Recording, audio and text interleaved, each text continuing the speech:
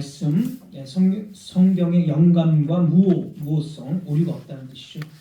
영감과 무호성에 대해서 한 번 더 말씀드리겠습니다.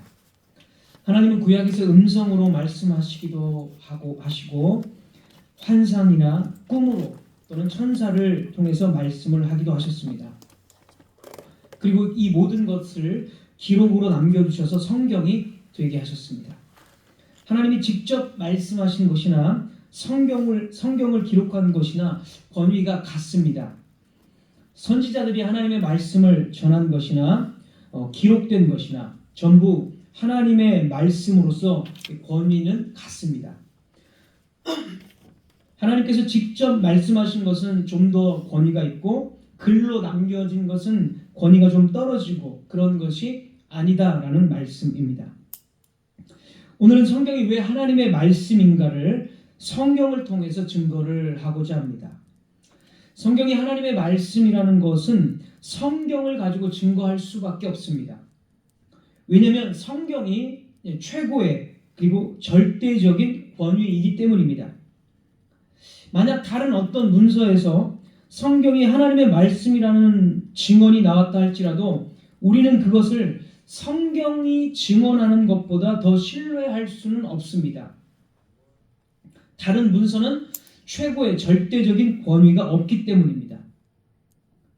그래서 만약 어떤 사람이 성경이 하나님의 말씀이라는 성경이 증언하는 성경 자체가 하나님의 말씀이라는 것을 증언하는 것은 믿지 못하고 다른 문서에서 성경이 하나님의 말씀이라는 것을 증언하는 것을 믿었다면 그것은 믿는 사람이 아닙니다. 성경을 믿는 게 아니라는 거죠. 그래서 그건 믿음이 아닙니다.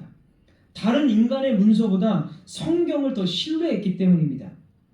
그래서 성경 안에서 성경이 하나님의 말씀임을 증거하는 것이 우리의 최선의 일이고 그거 외에는 달리 성경이 하나님의 말씀이라는 것을 증거할 길이 사실 없습니다.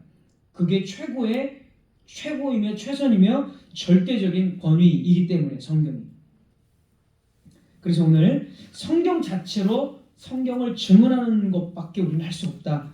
성경의 영감성과 무호성을 말씀드리고자 합니다. 첫 번째로 성경은 선지자들의 말이 하나님의 말씀이라는 사실을 증언합니다.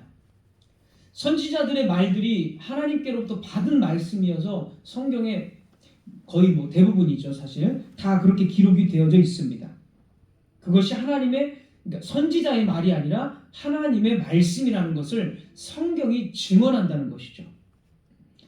이스라엘의 선지자들은 특정한 시간에 때로는 자기들의 뜻과는 상반되게 하나님으로부터 부름을 받았다는 것을 알고 있었습니다.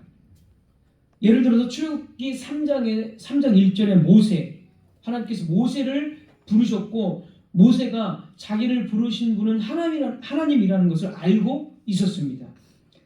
사무엘상 3장에 사무엘에게도 이 엘리의 가문에 대한 계시를 주시는데 전혀 예상치 못한 말씀을 사무엘에게 주시고 사무엘은 그것을 엘리에게 그대로 받은 대로 다 얘기를 해줍니다.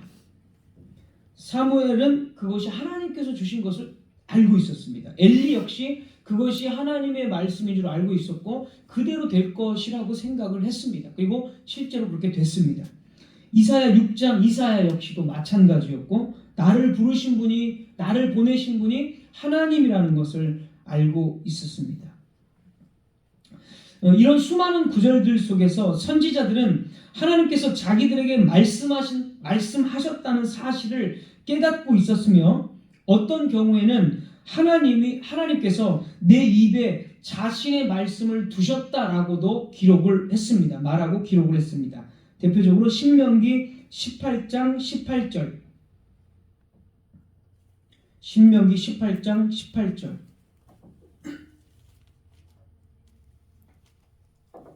내가 그들의 형제 중에서 너와 같은 선지자 하나를 그들을 위하여 일으키고 내 말을 그 입에 두리니. 예레미야 5장 14절. 예레미야 5장 14절. 그러므로 만군의 하나님 여호와께서 이와 같이 말씀하시니라. 너희가 이 말을 하였은즉 볼지어다. 내가 네 입에 있는 나의 말을 불이 되게 하고 네 입에 있는 하나님의 말이 불이 되게 한다. 예레미야 입에 하나님의 말씀을 두신 겁니다. 그래서 선지자들은 자신들이 전하는 것이 자신의 의견이 아니라 하나님의 말씀이라는 것, 하나님의 계시를 전달하는 것을 알고 있었고 하나님께서 그것을 명령하셨기 때문에 전달하는 것이다라는 것을 다 알고 있었습니다. 그래서 선지자들의 말은 다 하나님의 말씀입니다. 두 번째로 구약 성경의 이 기록자들은 하나님께서 그들에게 계시한 바를 기록하라는 분명한 명령을 거듭 받았습니다. 그러니까 그들이 기록한 것이 성경이라는 거죠. 하나님의 말씀이라는 거죠. 확실히 하나님께서 기록하라고 하셨기 때문에. 출애굽기 17장 14절. 출애굽기 17장 14절. 여호와께서 모세에게 이르시되 이것을 책에 기록하여 기념하게 하고. 하나님이 주신 말씀을 책에 기록해서 성경, 하나님의 말씀이 되게 했습니다. 그래서 이 기록된 이 글은 다 하나님의 말씀이 됩니다. 민수기 33장 2절. 민수기 33장 2절. 모세가 여호와의 명령대로 그 노정을 따라 그들이 행진한 것을 기록하였으니. 다 선지자들이 기록한 이 말씀이 하나님의 말씀이라고 성경이 지금 증언해주고 있습니다. 이사야는 자기가 기록한 예언들을 가리켜서 여호와의 책이라고도 부릅니다. 이사야 34장 16절. 여호와의 책, 하나님의 말씀이라는 거죠. 이것도.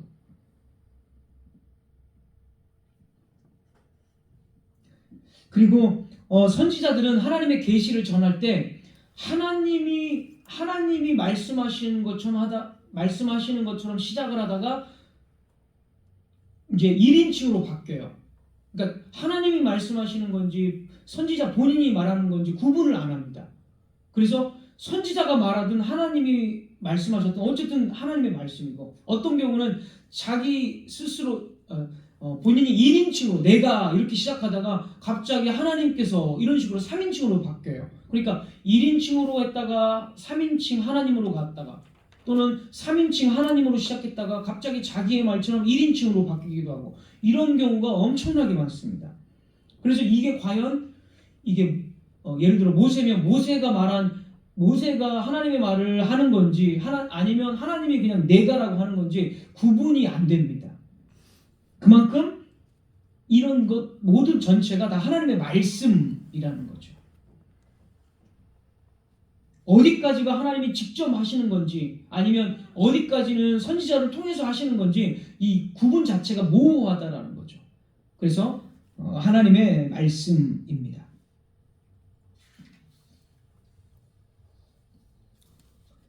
세 번째로 예수님이나 사도들은 구약 성경을 인용할 때 엄청나게 많이 인용을 하죠. 구약 성경을 거의 다 인용을 안 한 그런 데가 없죠. 사실은 거의 다가. 예수님이나 사도들이 구약 성경을 인용할 때 성경이 하나님의 말씀임을 인정하고 전달을 합니다. 구약이 아예 하나님의 말씀이다라는 것을 전제하고 전달을 합니다. 어떤 때는 기록되었으되, 성경에 기록되었으되 이런 식으로 간략하게 인용을 하기도 하고, 어떤 때는 요한복음 6장 45절 같은 경우,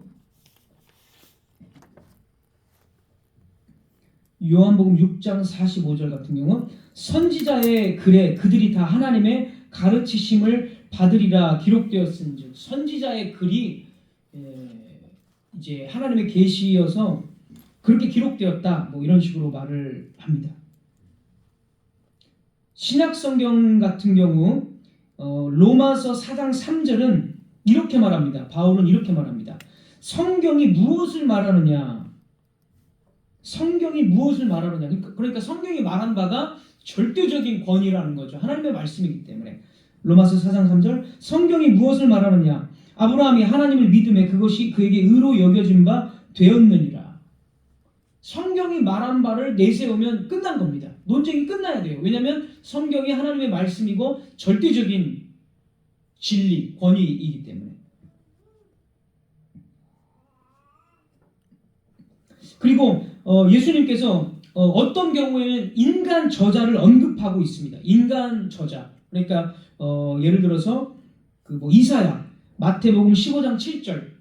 유대인들의 그 타락한 1세기 유대인들의 타락한 모습을 보고 이사야를 인용합니다. 마태복음 15장 7절 보면 외식하는 자들아 이사야가 너희에 관하여 잘 예언하였도다 일렀으되 이렇게.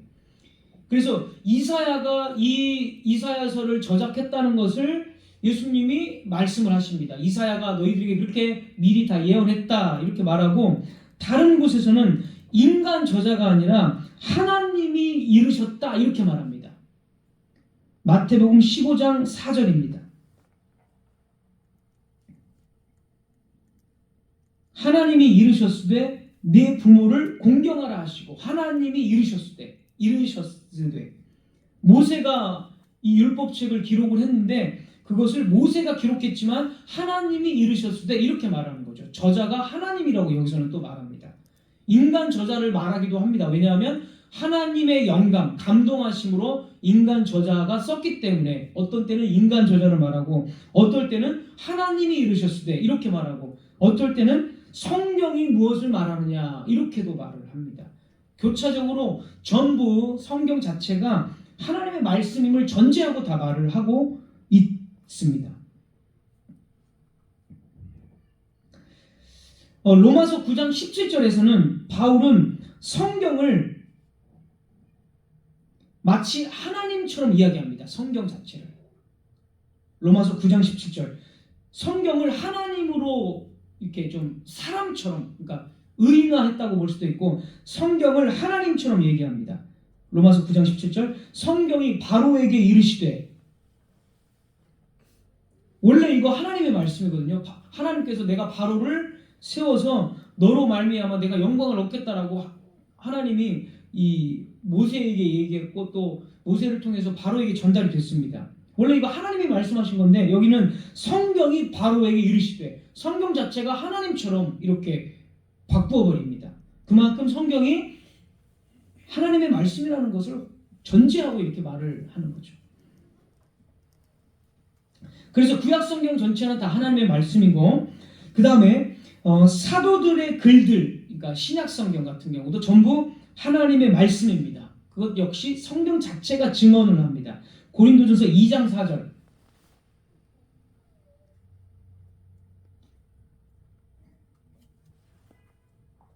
고린도전서 2장 4절.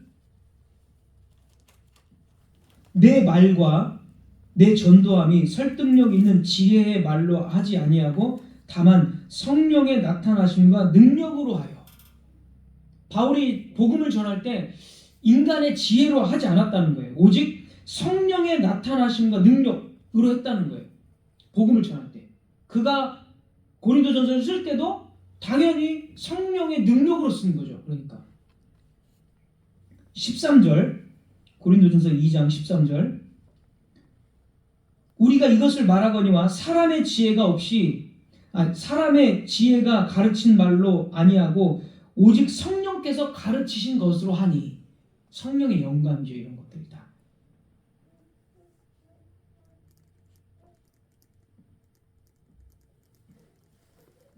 그 다음에 베드로후서 3장 15절 16절입니다. 베드로후서 3장 15절 16절. 이 구절은 정말 명확합니다.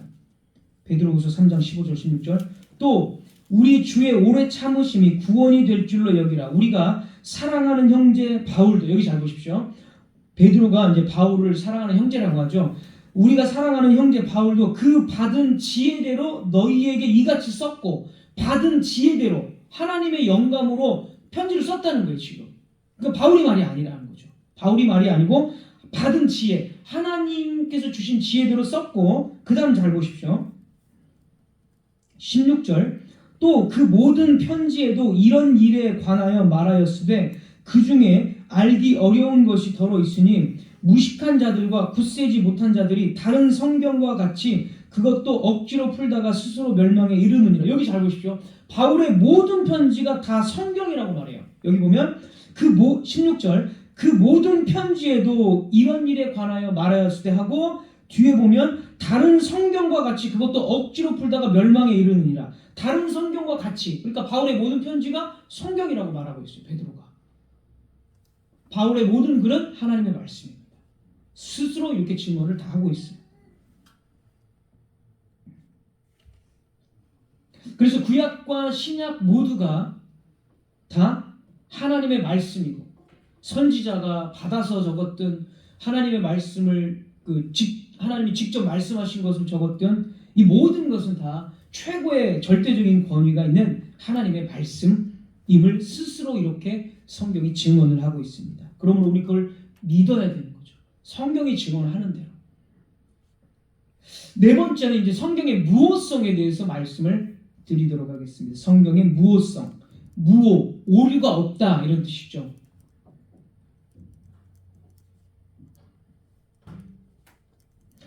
우리의 신앙은 성경이 오류가 없는 하나님께서 감동하신 하나님의 말씀이라는 것을 믿습니다. 그래서 우리의 신앙과 행위의 모든 근거는 오직 성경을 기준으로 판단되어져야 합니다. 내가 그동안 맞다고 생각했던 것일지라도 성경이 명백하게 아니다라고 말하면 그 생각을 포기해야 합니다. 왜냐하면 성경이 오류가 없는 절대적인 권위를 가진 하나님의 말씀이기 때문입니다. 자, 그런데 이제 여기서 이 성경에 오류가 없다는 이 성경 무오설이라고 하는데요. 무오성. 이 무오성에 대한 이 세 가지 오해를 먼저 좀 말씀을 드리겠습니다. 성경의 무오성은 이런 것을 뜻하는 것이 아니다. 세 가지 오해 말씀드리겠습니다. 무오성에 대한 오해 세 가지. 첫 번째는 성경의 무오성이 성경이 전문가적인 책으로서 오류가 없다는 뜻이 아니다라는 거예요. 성경이 전문가적인 책으로서 오류가 없다는 뜻이 아니다. 이것을 이해해야 됩니다. 예를 들어서 우리 사람의 대화 속에서도 제가 어떤 책을 읽었는데 책이 390페이지의 책이었어요. 그런데 이제 어떤 사람이 그 책에 관심이 있어가지고 저한테 그 책이 몇 페이지짜리야? 그러니까 제가 400쪽이야 이렇게 얘기했어요. 390쪽인데 400쪽이야 라고 이야기를 했어요. 400쪽이라고 이야기했다고 해서 제가 오류를 범한 겁니까? 제가 실수한 걸까요? 그렇지 않죠. 390면 대충 그냥 우리가 이걸 과학적인 어떤 그 정보나 어떤 수학에 있어서 정확한 수치를 이야기해야 된다면, 그러니까 전문적인 수치를 이야기해야 한다면 390쪽이라고 정확하게 이야기해야 되지만 그런 책이 아니라는 거예요. 성경은 390쪽이나 400쪽이나 우리 사람의 일상도 그렇게 이야기하는데 그것을 가지고 이거 오류다라고 이야기해서는 안 된다는 거죠. 어떤 구절에서는 70명이라고 이야기를 합니다. 신학적인 의도에 맞게. 실제적으로 우리가 지난번에 봤던 야곱의 가문이 애굽으로 내려간 가족이 70명이라고 이야기해요. 근데 그거 그 죽은 사람도 포함하고 뭐 다 포함해서 70명이라고 하잖아요. 70이라는 그 모든 민족들의 수에 맞추기 위해서. 그런데 사도행전 7장에 가보면 스데반이 설교를 할 때 야곱의 가문이 내려간 숫자가 75명이라고 얘기해요. 70명이나 75명이나 사실 큰 차이가 없기 때문에 오히려 이제 창세기는 70이라는 모든 민족이고 새 인류를 강조하기 위해서 70이라는 숫자에 맞춘 거고, 왜냐면 과학적이고 수치 하나하나를 정확하게 소수점까지 맞춰야 되는 책이 아니니까 성경은. 그래서 70으로 얘기를 했고, 왜냐면 신학적 의도가 그거니까 이 스데반은 75명이라고 얘기를 했어요. 그래서 자유주의자들은 이거 봐라, 여긴 75명인데 여긴 70이지 않냐, 이거 오류다 하면서 성경을 오류가 있다라고 이야기를 해요. 그렇게 봐서는 안 된다는 거죠. 과학적인 정보나 이런 것들은 정확하게 소수점 하나도 숫자를 맞춰야 되는 거지만 성경은 그러한 과학적인 전문적인 책이 아니라 신학적인 하나님에 대한 책이라는 것. 그래서 그건 절대 무오다 이렇게 얘기할 수 없어요. 제가 자주 드는 예가 있는데 어떤 그 문학은 장르가 시입니다. 시적으로 썼어요. 근데 이거를 오늘날의 신문이나 그 과학 정보에 비추어서 시를 읽으면 어떻게 됩니까? 시는 막 모순적인 표현이 많잖아요. 뭐 나는 죽었다. 진짜 죽은 건 아니잖아요. 근데 일종의 그 비유도 많고 상징도 너무 많은 게 시잖아요. 근데 이 시를 과학적으로 접근해서 저자가 나는 죽었다. 이 사람 죽었네. 이 사람 사망 신고돼야 돼. 이런 얼마나 웃깁니까 이게. 이게 장르라는 게 있어요. 뭐든지. 성경은 과학적인 장르, 뭐 어떤 분석 이런 게 아니라는 거예요. 그렇기 때문에 숫자 하나 틀린 거 그건 다 그 저자가 하나님의 영감에 맞게 의도에 맞게 숫자를 71를 70으로 바꾼 거고 이런 식으로 한 거기 때문에 그거를 오류가 있다라고 해서는 우스운 얘기가 되는 거예요. 이해하시겠죠?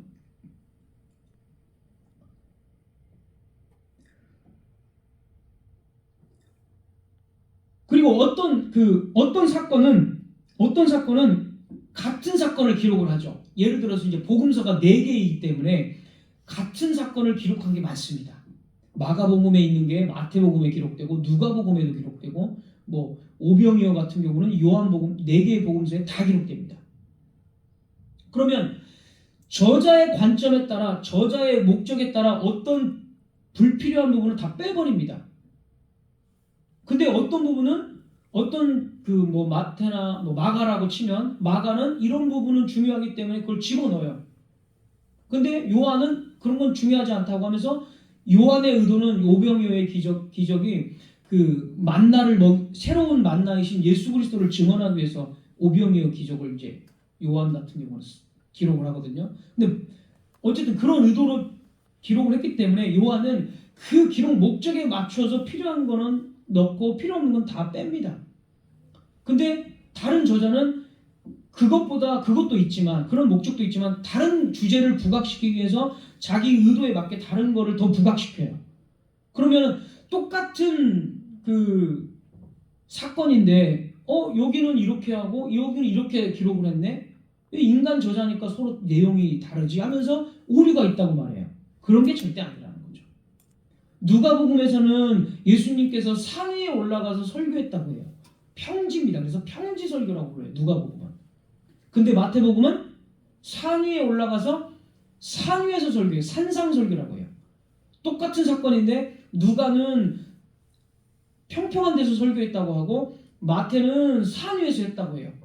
그러면 생각하기를 똑같은 사건인데 누가는 평지, 마태는 산이네? 오류가 있다. 이렇게 말해요. 실제로 다 그렇게 얘기해요. 자유주의자들이. 오류가 아니라는 거예요. 산에 올라가면 평탄한 곳이 많지 않습니까? 사람들 많이 앉기에. 그런 곳에서 할 수도 있는 거고. 마태는 이 예수님을 산상수훈, 그러니까 새로운 모세로 제시하기 위해서 모세가 신의 산에 올라가서 율법을 받은 것처럼 똑같은 새로운 모세를 강조하기 위해서 신학적인 목적에 따라 그래서 산 위에서 설교하셨다고 이야기를 하는 거예요. 이렇게 똑같은 사건인데 마태의 목적은 예수님이 새로운 모세를 완성하는 선지자임을 보여주기 위해서 산상수훈이라고 이야기하지만 누가는 그런 게 아니라 평지라고 이야기를 하는 거거든요. 이게 신학적 목적에 따라 다른 건데 사람들은 그거를 이제 오류다 이렇게 이야기해요. 여기는 평지인데 왜 여기는 산이냐 하면서 안 믿으려고 한다는 거죠.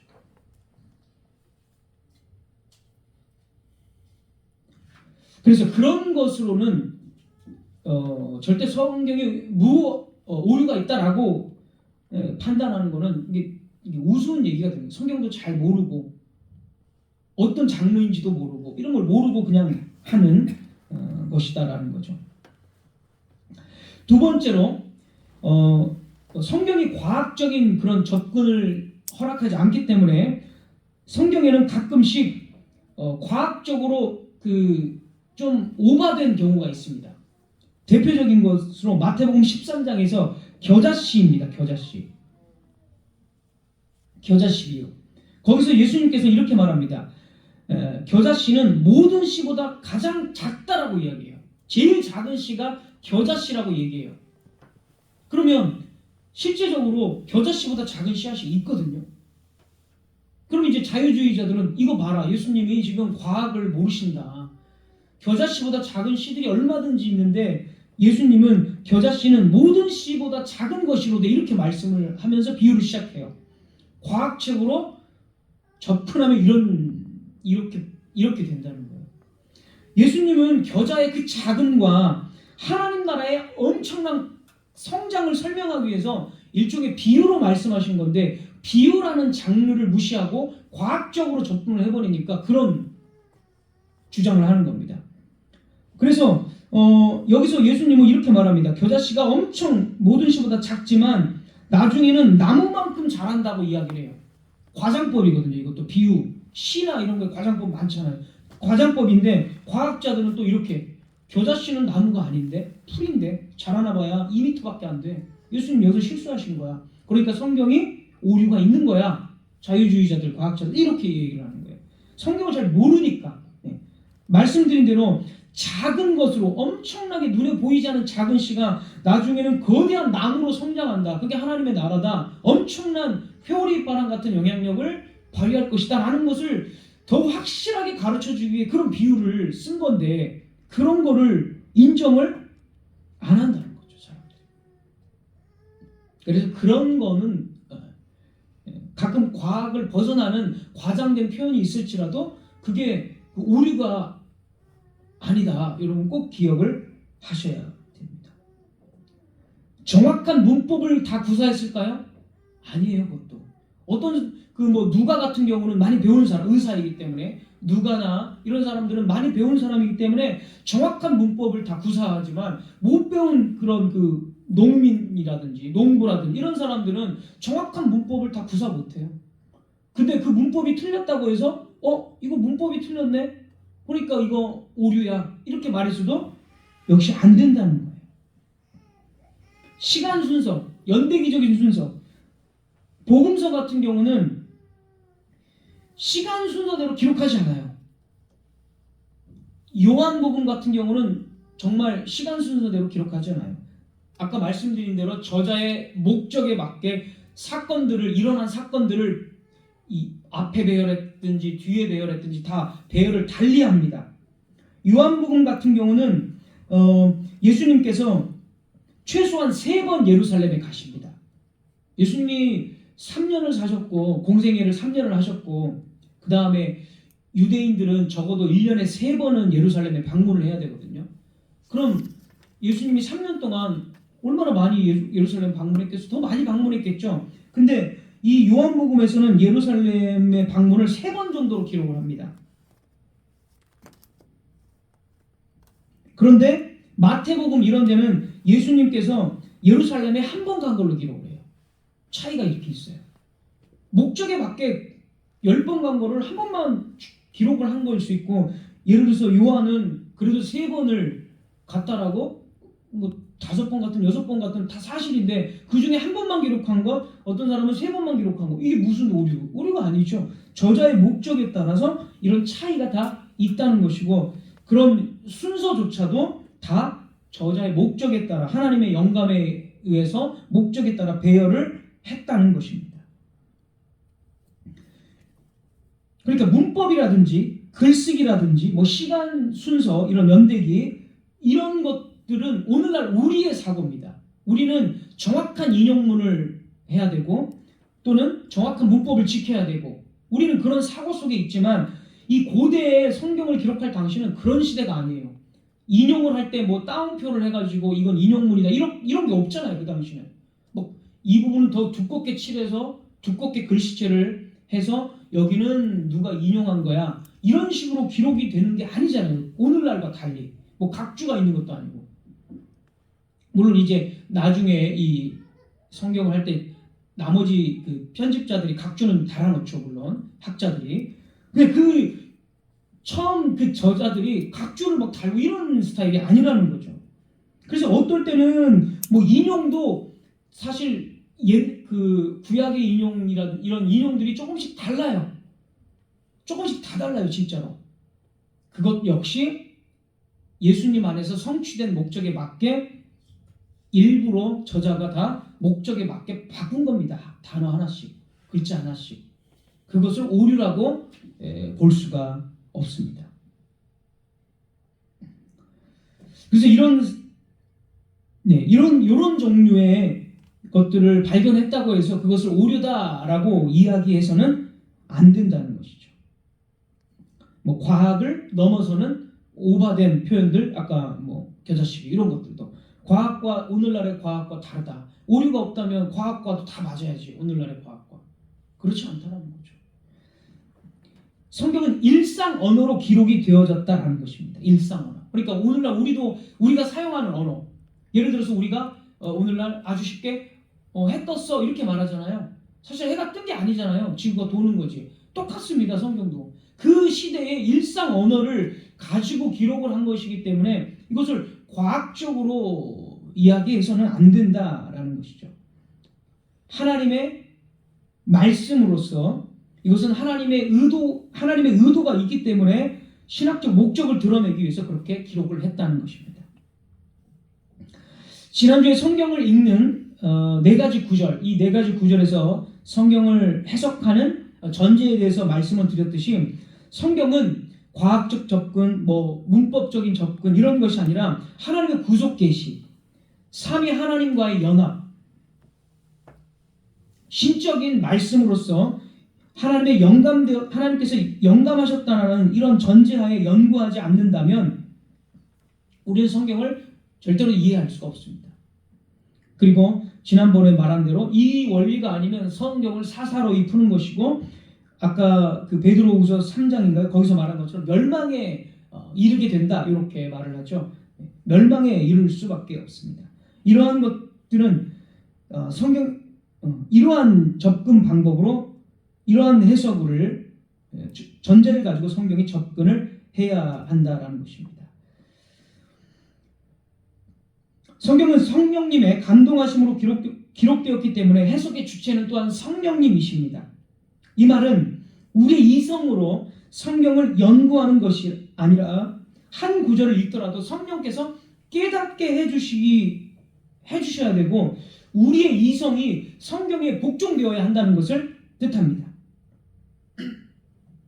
그러니까 자유주의자들이나 불신자들이 성경에 오류가 있다라고 이야기하는 게 다 어디서 나와요? 인간의 이성에서 나오는 거죠. 우리 이성으로 봤을 때 어떻게 이게 말이 되느냐 또는 인간의 이성으로 봤을 때 이거 오류다라고 말하는 거는 이 성경보다 자신의 이성을 더 신뢰하기 때문에 그렇게 말을 하는 것입니다. 그런데 말씀드린 거는 성경이 하나님의 감동하심으로 기록되었기 때문에 이 해석의 주체는 성령님이라는 거예요. 그러니까 성령께서 역사하셔야 바르게 이해하고 성경이 믿어지게 된다라는 뜻입니다. 이 말은. 똑똑하고 지혜롭다고 해서 믿어지는 것이 아니고 어떤 사람은 우둔하기 때문에 안 믿어지는 것이 아니에요. 성령을 의지해서 듣고 읽고 똑같은 설교를 들어도 전혀 성령을 의지하지 않는다면 구원하시는 하나님의 역사를 깨닫지를 못합니다. 그래서 똑같은 설교를 들어도 어떤 사람은 거기서 하나님의 구원의 역사, 구속의 계시를 발견하는 반면 어떤 사람은 발견을 하지 못해요. 그게 어떤 IQ의 차이, 지혜의 차이일까요? 아니에요. 성령께서 얼마나 그 사람의 이성을 복종시키고 또 그 사람이 교만함을 내려놓고 얼마나 성령을 구하면서 겸손한 자세로 듣는가 거기에 있는 거예요. 오늘날 많은 사람들은 제대로 듣지 않습니다. 자신의 이성으로 성경을 판단하려고 하고 이성과 판단 아래에 성경을 두려고 합니다. 자유주의자들은 이런 것을 빌미로 성경이 인간의 책이고 오류가 있다는 말을 합니다. 자유주의자는 아주 쉽게 이야기하면 제한받지 않는 자유로운 인간의 이성 활동을 추구하는 자 이런 뜻이죠. 인간의 이성이 모든 것의 판단 기준이다. 이런 것을 추구하는 사람이 자유주의자입니다. 그래서 진리도 성경도 이성으로 판단할 수 있어서 인간의 이성을 무한 신뢰하는 것, 그게 바로 자유주의자들입니다. 그런데 문제는요, 인간의 이성이 어떻죠? 문제는 인간의 이성은 타락의 영향을 받아서 부패했다는 거죠. 인간의 이성조차도. 우리의 감정과 이성과 의지, 이 모든 것까지도 죄의 영향을 받아서 이 타락했기 때문에 우리의 이성은 올바로 판단할 수가 없는 상태인데, 이 자유주의자들은 이 이성을 올바르게 다 판단할 수 있다. 그래서 무한 신뢰하는 것입니다. 벌써 이제 이성을 무한 신뢰하니까 오류가 있는 거죠. 그리고 그들이 실수했고 그들이 잘못했다는 것은 이미 역사 속에서 드러났어요. 왜냐하면 18세기부터 이 이성과 합리성, 이런 자유주의, 자유주의야 물론 19세기지만 어쨌든 계몽주의, 이성을 깨운다는 거잖아요. 그동안에는 하나님이 지배하는 세상이었어요. 유럽 사회가 그랬잖아요. 로마 교회와 또 종교개혁 이런 것을 통해서 유럽은 하나님이 지배하는 사회였어요. 근데 18세기부터 이 이성이 깨어나기, 계몽주의 같은 거 이런 것이 발달하면서 이제는 우리가 하나님 아래에 있는 게 아니라 우리의 이성이 모든 것을 하나님을 제한받지 않고 다 판단할 수 있다라고 이제 이 계몽주의나 이런 그 자유주의 이런 게 나오는 거예요. 합리주의 이런 것들이. 그래서 사람들이 이성을 무한 신뢰하기 시작합니다. 그러면서 이 사람들은 18세기, 19세기 되면서 인간은 점점 더 이성이 발달하고 점점 더 교육도 발달하고 과학도 문명도 발달하니까 18세기도 산업혁명이 일어나잖아요. 이런 산업과 문명이 발달하니까 이제 인간은 이 하나님과 상관없이 더 잘 살 수 있다. 인간은 더 잘 살 수 있고 더 이상 종교는 필요하지 않다라고 이야기했어요. 사람들이. 이런 이성주의자들, 자유주의자들이. 근데 보세요. 그렇게 이성이 발달하고 문명과 과학이 발달하고 산업이 발달했을 때 어떻게 됐습니까? 세계 1차, 2차 전쟁이 일어나서 인간은 완전히 진짜 지구는 거의 진짜 재앙을 받은 거나 마찬가지잖아요. 자유주의자들, 이성주의자들은 인간의 이성을 고양시키고 교육시키고 또 교육시키면 범죄도 없어지고 또 인간은 정말 좋은 사회를 건설할 수 있다라고 말했어요. 그리고 종교는 더 이상 필요 없다라고 얘기했어요. 종교는 이성이 좀 딸릴 때, 그럴 때나 종교를 의지하고 그런 거지. 이렇게 이성이 또 과학이 발달하는데 무슨 종교가 필요하느냐? 그들은 그렇게 얘기했어요. 하지만 그들의 모든 기대가 다 역사가 증언을 하죠. 다 잘못됐다는 거. 이성이 발달하면 발달할수록 교육을 시키면 시킬수록 더 말도 안 되는 범죄들, 더 말도 안 되는 그런 재앙들이 오잖아요. 과학과 문명을 발달시키니까 핵폭탄이 떨어지잖아요. 그러니까 이들의 말은 다 틀린 것 같아요. 틀린 거죠. 그리고 종교는 없어진다, 종교는 필요 없고 없어질 것이다라고 얘기했는데 그렇지 않잖아요. 역사가 이미 다 증언을 해요. 이성을 절대 신뢰할 수는 없어요. 왜? 타락한 이성이라는 것을 우리는 분명히 전제해야 되고, 그 이성조차도 하나님의 말씀 아래에 있어야 된다는 거. 우리는 그게 바로 믿음이라는 것을 우리는 기억해야 합니다. 그래서 이성으로 계속 접근하고 지식으로 접근하는 사람은 절대 구원받지 못합니다. 성령, 자신의 이성의 부족함과 한계를 내려놓고 성령을 의지하고 겸손하게 은혜를 구하는 사람이 구원을 받는 거지, 이성을 계속 신뢰하고 이런 사람은 진리를 알지 못해요. 진리에 이르지 못해요. 그래서 그 똑똑한 대학 교수들 많잖아요. 근데 하는 거 보면 엉뚱한 거 한다니까요. 그렇게 공부를 많이 했는데 히브리어를 막 다 알고 헬라어를 다 알아요. 근데 진리에 접근을 못해요. 저는 히브리어 헬라어 다 까먹었습니다. 다 까먹었어요. 다 주석 보고 하는 거예요. 히브리어 헬라어 주석이기 때문에. 아무튼 오직 은혜, 오직 성령의 구하심으로 구원을 받는 거고, 정말 하나님의 구속의 역사를 그것을 통해서 깨달을 수 있다는 것 우리는 꼭 기억해야 합니다. 타락한 인간은 본래 본성이 모두 타락해서 하나님의 말씀을 하나님의 말씀으로 받지 않으려고 합니다. 그래서 같은 성경을 접해도 어떤 사람은 그것을 하나님의 살아있는 음성으로 듣고 감사와 회개의 눈물을 흘리지만 어떤 사람은 그냥 인간의 말, 단순한 문서처럼 다루게 됩니다.